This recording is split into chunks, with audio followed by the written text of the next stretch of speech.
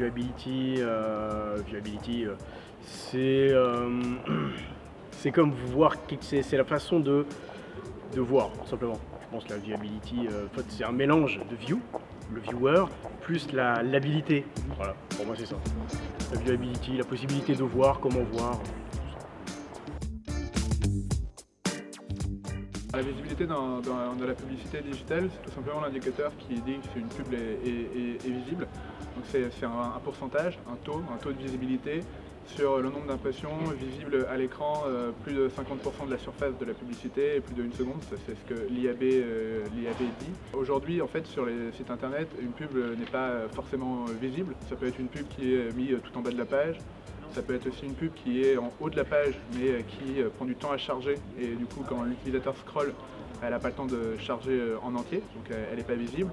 Ça peut être des pubs qui sont cachées par des formats jugés un peu intrusifs comme de l'interstitiel ou du corner vidéo, ce type de format qui arrive en overlay sur la page. Dans le cadre du header bidding, il est important d'avoir de la publicité qui se charge vite, parce qu'il y a de nombreux appels à de nombreux SSP, de nombreuses sources de demande, il faut que la publicité soit chargée vite, qu'il n'y ait pas de problème de latence. Ça peut nuire à la visibilité. Donc le header bidding est une solution pour améliorer les revenus. Il ne faut pas que ça joue en défaveur de la visibilité.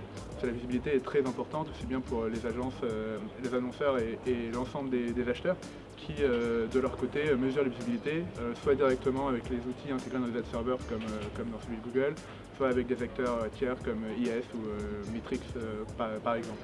Donc c'est vraiment quelque chose qui est important pour les annonceurs et ça permet de vendre mieux et de vendre plus cher des impressions qui sont jugées visibles.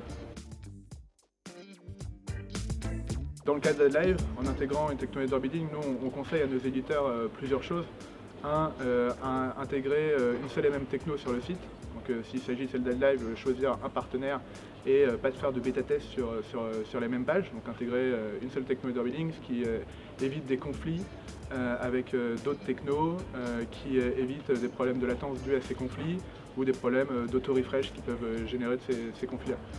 On a eu des exemples avec des éditeurs qui avaient intégré plusieurs technos et qui voyaient du coup leur taux de visibilité baisser. Donc le conseil principal c'est de choisir une seule techno, de l'intégrer partout sur le site pour tous les emplacements pour que le header bidding puisse avoir tous ses avantages et ne pas poser problème au niveau de la visibilité. Et secondo, on a sorti une feature qui est l'easy loading. Aujourd'hui, c'est beaucoup utilisé pour les sites qui ont beaucoup de contenu avec des articles très longs, qui souhaitent mettre de la pub à l'intérieur des articles. Le lazy loading, en quelques mots, c'est juste que la pub est diffusée et chargée uniquement si elle est visible à l'écran. Donc c'est un gros enjeu pour la visibilité.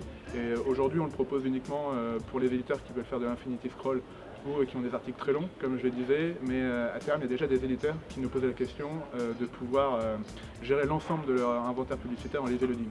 Donc on expliquera plus en détail ce qu'est le lazy loading plus tard, mais c'est vrai que au niveau de la visibilité, c'est quelque chose qui peut avoir un intérêt à terme.